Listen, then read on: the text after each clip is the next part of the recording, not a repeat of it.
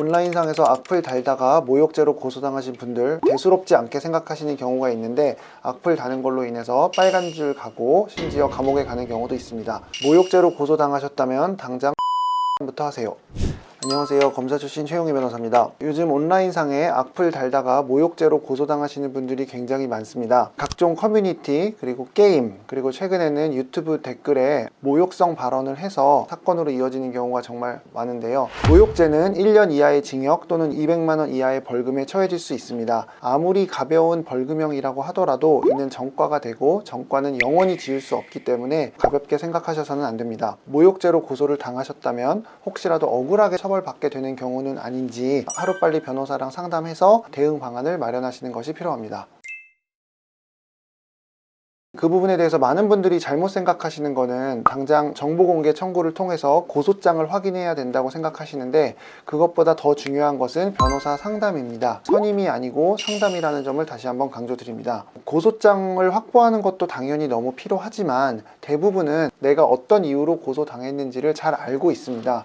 예컨대 사기 사건이나 성범죄 사건은 상대방이 나를 뭘로 고소했겠지라는 거를 알 수는 있지만 고소장에 쓴 내용은 내가 아는 것과 다를 수 있거든요. 그러나 모욕죄는 내가 단 그 댓글 그거를 그대로 복사해서 제출하는 거기 때문에 실제로 고소장에서 내가 보는 내용과 내가 알고 있는 내용이 큰 차이는 없습니다. 따라서 고소장 확보한다고 시간을 더 투자하는 것보다는 그 사이에 하루빨리 변호사랑 상담을 하시는 것이 더 중요합니다. 그렇다고 고소장 확보가 필요 없다는 것은 아닌데 당사자가 하는 것보다 변호사가 하는 것이 더 시간적으로 빠를 수도 있고 또 경찰은 경찰관이 누구냐에 따라 고소장을 전부 해주기도 하지만 한 줄만 잘라서 해주는 경우도 있기 때문에 고소장을 확보하기 위한 그 시간이 그다지 실익이 없을 수도 있습니다. 상담을 통해서 가장 먼저 해야 할 일은 과연 이게 모욕죄가 성립하는지를 판단하는 것입니다. 단순히 욕설했다고 무조건 처벌 대상인 모욕죄가 성립하는 것은 아닙니다. 예컨대 상호 욕설을 주고받은 경우는 전체적인 맥락에 따라서는 모욕죄로 처벌을 받지 않을 수도 있습니다.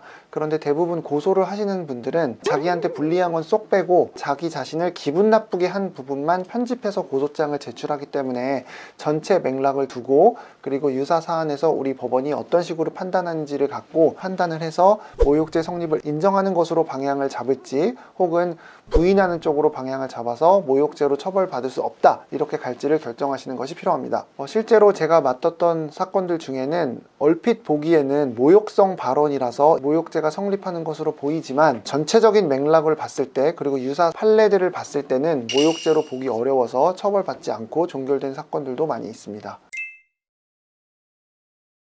기본적으로는 이제 사람의 가치에 대한 사회적 평가를 저해할 만한 행위들이 모욕죄나 명예훼손죄를 구성하는 것이고 사실의 적시가 포함되어 있다면 명예훼손이 되는 거고 그 사실의 적시가 진실한 사실이냐 거짓이냐에 따라서 이제 처벌 수위가 달라지고 모욕은 그런 사실의 적시 없이 쉽게 말해서 욕설 이런 거라고 보시면 될 것 같고 예를 들자면 끝도 없는데 사실 이건 기본적으로 그냥 우리가 사회적 통념상 상식적인 순위로 생각하면 돼요.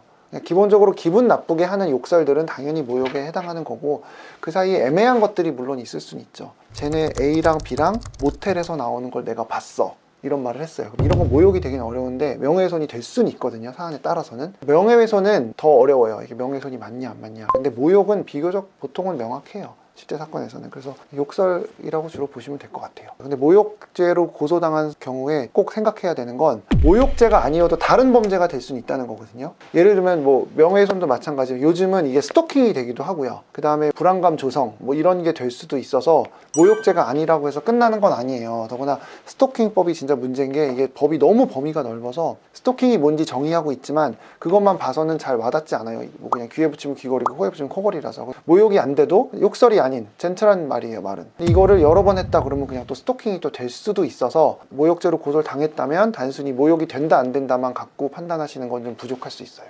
그리고 알아두셔야 할 점은 상식적인 거긴 한데 이 모욕죄나 명예훼손죄는 친고죄 내지는 반의사 불벌죄여서 피해자와 합의를 한다면 즉 여기서 합의라는 건 피해자가 처벌을 원하지 않는다는 의사를 표현하는 건데 그렇게 할 경우에는 처벌을 받지 않습니다. 즉 아무리 나쁜 행위여도 합의가 되면 나라에선 처벌하고 싶어도 처벌을 할 수 없습니다. 그렇기 때문에 모욕죄나 명예훼손죄로 고소를 당한 경우에 고소당한 분들은 보통 합의를 해야 할 큰 실익이 있습니다. 반면에 이와 같은 점들을 악용해서 합의금을 받기 위해서 악플을 유도하는 글을 쓰고 여기에 다수의 악플을 달면 이거를 이제 다 같이 모아서 고소해서 합의금을 이렇게 좀 뜯어내려고 좀 악용하는 분들도 있는 것은 사실입니다.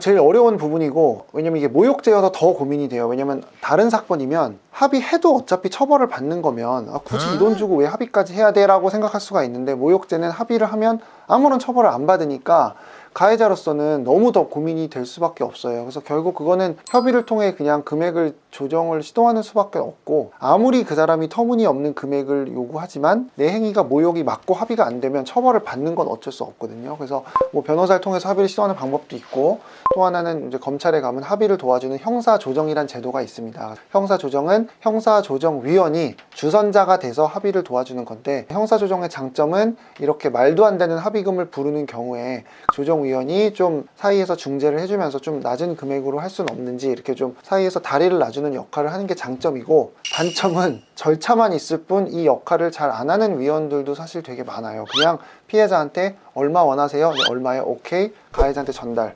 이만큼 원한다는데 너 할래?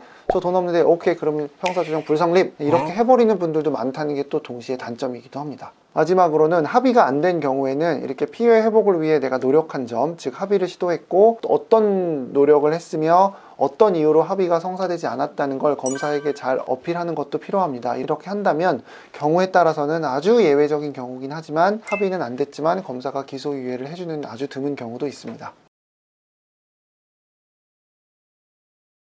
악플에 대해서 너무 가볍게 생각하시는 분들이 많은데, 악플은 정말 중한 범죄이고, 이건 어떻게 보면 사람을 만나서 대면한 상태에서 주먹으로 폭력을 행사하는 것보다도 더 나쁜 행위일 수 있습니다. 상대방에게 주는 정신적 피해가 매우 크고, 또 이 피해는 폭행과는 달리 매일같이 반복되는 거고, 또 다수의 사람들이 보고 있기 때문에 그 피해의 정도는 사실 이루 말로 표현할 수가 없습니다.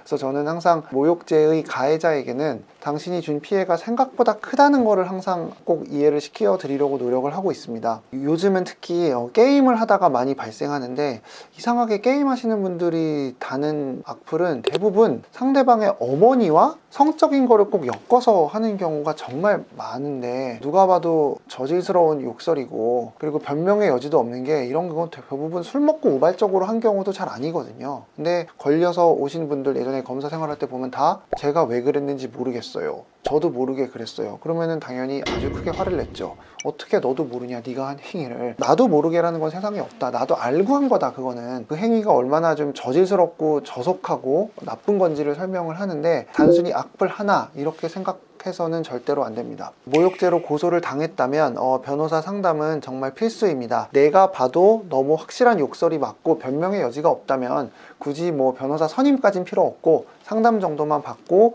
내가 피해자와 연락할 수 있다면 가서 진심으로 사죄하고 합의를 하면 충분합니다. 그렇기 때문에 모욕죄 사건은 상담으로 찾아오신 분들 대다수에게 제가 선임을 권하진 않고요, 그냥 꼼꼼하게 상담을 해드리고 그 사건에서 발생할 수 있는 다양한 변수를 말씀드립니다. 그러나 변호사를 선임한다면 변호사가 해야 될 중요한 역할 중에 하나는 수사 과정이 비공개이기 때문에 수사관이 어디까지 수사를 할지를 알 수 없어서 이거를 알아보려고 하는 노력이 필요합니다. 예를 들어서 단순히 온라인상에서 처음 만난 사람에게 일회성 댓글을 단 것에 불과하다면 문제될 게 없지만, 내가 수많은 악플을 달았는데 이게 다 문제가 되고 있는 건지, 이 중 일부만 지금 문제가 되고 있는 건지, 정보공개 청구를 통해서 확인한 결과 고소장에는 내가 단 악플 2개만 있지만 실제로 그 사람이 경찰에 가서 조사를 받을 때는 다른 악플을 다 얘기했을 수도 있고, 경찰이 다른 것까지 다 가져오면서 이 부분도 고소를 하시라고 했을 수도 있습니다. 그리고 아까 설명드린 것처럼 모욕으로 고소했지만 어떤 죄명이 적용될지는 나라에서 정하는 거기 때문에 경찰은 모욕이 아니지만 스토킹으로 볼 수도 있습니다. 따라서 이런 부분은 변호사 선임이 필요한 부분일 것 같고, 변호사가 어떻게 진행되는지를 확인하는 것이 중요할 것 같습니다. 제가 최근에 실제로 맡았던 사건 하나 말씀을 드리면, 다른 사람의 유튜브 채널에 모욕성 글들을 다수 작성을 하신 걸로 인해 고소를 당했습니다. 내용들을 보면 일단 잘한 건 아니에요. 결코 잘한 행위는 아니고 상대방에게 상처를 줄 수 있고 비난을 받을 수 있는 행위인데, 얼핏 보기에 모욕죄가 되기에 조금 부족한 부분도 있고, 또 판단하기에 따라서는 스토킹이 될 수도 있다는 생각이 들었습니다. 여기서의 실익은, 모욕죄는 합의하면 처벌 안 받지만 스토킹은 합의해도 또 처벌을 받거든요. 그래서 이 사건에서는 다행히 피해자 측과 연락이 돼서 그분께 당시에 이런 글을 달게 된 경위를 잘 설명을 드렸고, 그분이 요구하신 내용들을 들어보니 다행히 금전적인 것은 아니어서 원만히 합의를 이끌어낼 수 있었고, 변호사로서는 여기서 멈추지 않았고, 혹시 수사기관에서 스토킹으로 변경해서 의율할 가능성도 있기 때문에 의견을 개진할 때 있어서 합의가 잘 된 점, 그리고 모욕성 발언 중에서는 죄질이 그렇게 나쁘지 않다는 점과 법리적으로 스토킹에 해당할 수 없는 점까지 의견 개진을 한 결과 경찰에서 불송치로 사건을 종결시킬 수 있었습니다.